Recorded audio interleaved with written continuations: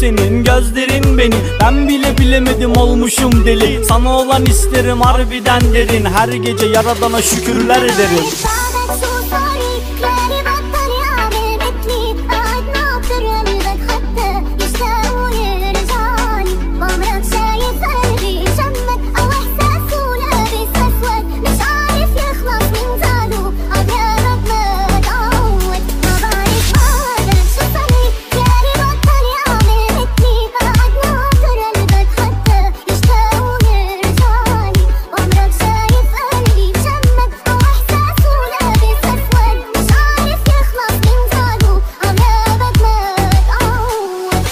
Yıkılıyor şu başıma koca koca taşlar. Bir dert bitmeden bir diğeri başlar. Kalemdi kaşlar, doğaldı saçlar. Etkiledi beni o derin bakışlar. Sıkı sıkı sar beni, dışarıda kış var. Kanatsız iken uçar mı kuşlar? Güneş doğmaz hiç